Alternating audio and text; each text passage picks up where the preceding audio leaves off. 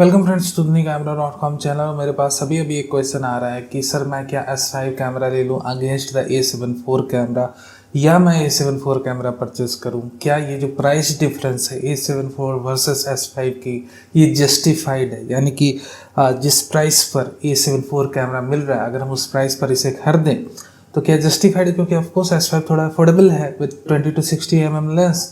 Now let's talk about कि क्यों A7 IV camera थोड़ा सा हाई कॉस्ट डिजर्व करता है। मेरी ओपिनियन है आपको दैट इफ पॉसिबल अगर आप थोड़ा सा फ्लेक्सिबल हो अपने बजट के साथ, कि अगर आपका बजट अलाउ करता है then you should go with A7 IV camera. Now big question कि वाई, क्यों ऐसा है। देखो, this is not a new question. इसके पहले भी ऐसे क्वेश्चन आ रहे थे जब A7 III था और S5 अनाउंस हुआ था। उस समय कई सारी लिमिटेशन थी A7 III की, बट लेट्स टॉक अबाउट अब क्या है। अब तो सीन चेंज हो चुका है।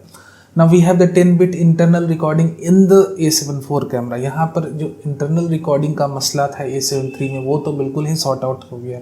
4K 30 FPS की वीडियो जब आप बनाते हो अपने A7 IV कैमरे से तो आराम से आप इसे 10-bit में रिकॉर्ड कर सकते हो, इवन 4K 60 FPS को।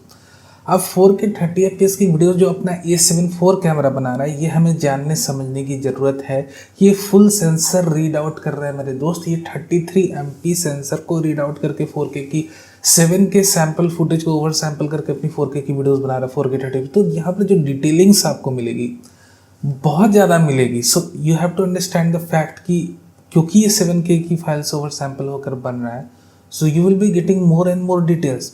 नॉट ओनली डिटेल्स, यहाँ पर अगर आप बिटरेट्स को भी कंपेयर करो तो A7 IV camera is capable to deliver 600 Mbps data per second. That is या all I format, we have the GOP format.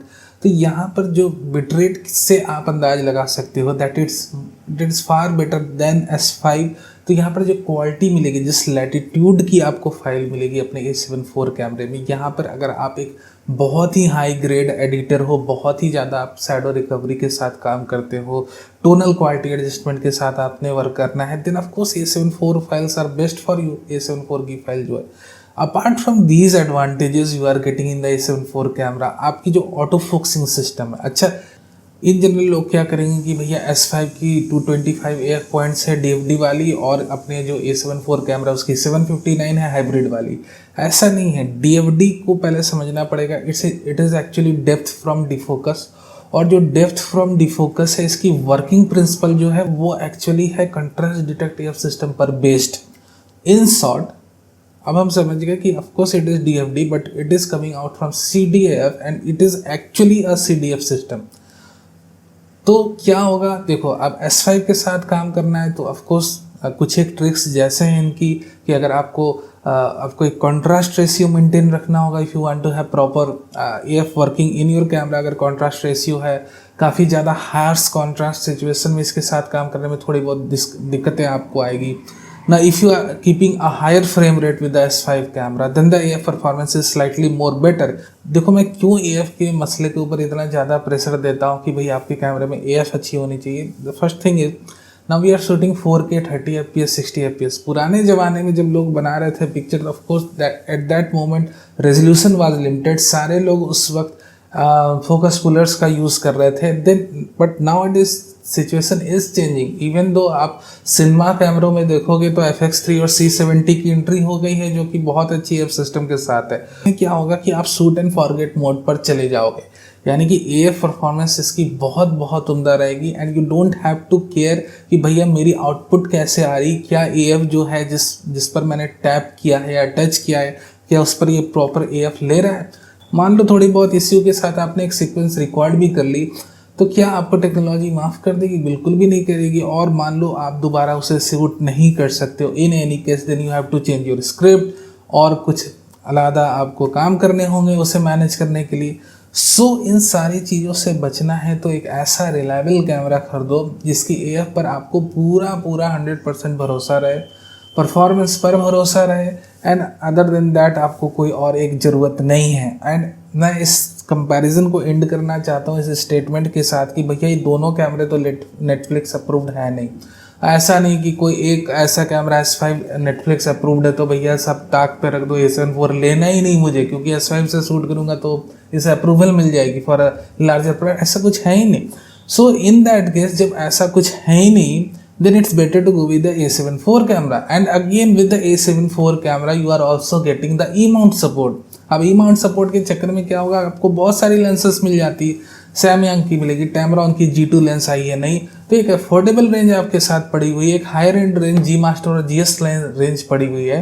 You can pick any of this lenses. और G2 जो लेंस है 28 से 75 28-75 f2.8 की जो बनी है वो A7 IV सेंसर को ध्यान में रखकर ही बनी है कि इसे अब हमें 33 MP को रिजॉल्व करना है.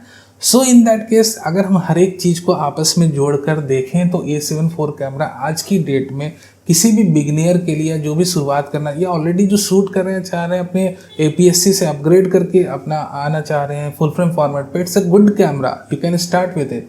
ऑफकोर्स पैनासोनिक S5 में अगर AF सिस्टम तगड़ी रहती देन ऑफकोर्स मैं ये कहता कि अपने पैसे बचाकर आप S5 की तरफ जा सकते हो. लास्ट में हम एक ऐसे टॉपिक को टच करते हैं कि जिसमें 4K 60 FPS रिकॉर्डिंग. अब देखो 4K 60 FPS रिकॉर्डिंग में आपके S5 कैमरे में भी आपको 1.6x क्रॉप झेलना पड़ता है और DFD सिस्टम का भी आपको झेलना पड़ेगा in that case. Now in A7 IV camera super 35mm mode पर ये कैमरा चला जाता है, यानी कि इसमें भी 1.5x क्रॉप है, but the AF system is still working. और उसी तर्ज पे आपको AF सिस्टम मिलेगी जिस तर्ज पे आप फुल HD में शूट कर रहे हो या 4K 30 FPS पे शूट कर रहे हो. So more or less it's better to have a camera, at least crop है सही है, एटलीस्ट AF सिस्टम तो फुली फ्लेजेड वर्क करेगा. And of course you can record 10-bit internal 4K 60 FPS videos with your A7 IV camera. और in case मान लो आपको wide angle कुछ एक चीज़ें शूट करनी है, मुझे 4K 60 FPS पे वाइड एंगल कुछ एक, तो एल माउंट अलायंस पे तो कोई ऑप्शन नहीं है आपके पास मेरे दोस्त कि आप APS-C लेंसेज लगाओ ना, then you have to purchase some adapter, फिर कुछ एक आपको मैनुअल फोकस लेंसेज के साथ काम करना होगा. बट A7 IV के पास तो हैक हमारे पास अवेलेबल है कि हमने सिग्मा की 60mm की f1.4 लेंस प्राइम, सिग्मा की 16mm की f1.4 प्राइम लेंस खरीद ली. वो तो APS-C लेंस है, वो तो सुपर 35 फॉर्मेट के साथ बहुत अच्छे तरीके से काम करेगी when the camera is working in 1.5x crop mode. So in that case हर एक पर्सपेक्टिव से सोचो कि मान लो मुझे 4K 60 FPS पे वाइड शूट करना ही करना है, तो मैंने एक 16mm की लेंस खरीद ली सिग्मा की f1.4, उससे काम चल गया मेरा. सो वाई नॉट, यहाँ पर कई सारे ऑप्शंस है, कई सारे लेंसेज अवेलेबल हैं एंड स्मार्टली इन्वेस्ट करना. बट हाँ, अगर मान लो बजट अलाउ करता ही नहीं आपको, then even S5 is very good camera, you can go with it. But if budget allows anyhow you should go with the A7 IV camera. So this was my recommendation to you. I hope कि आपने समझ आया होगा मैं आपको जो बात convey करना चाह रहा हूँ. Even after that if you have some questions you can ask me in the comment section, मैं आंसर करने की कोशिश जरूर करूंगा. And thank you very very much for watching this video अच्छा लगा हो तो लाइक करना नहीं भूलना, नए हो तो सब्सक्राइब भी कर लो for future updates, live news and rumours.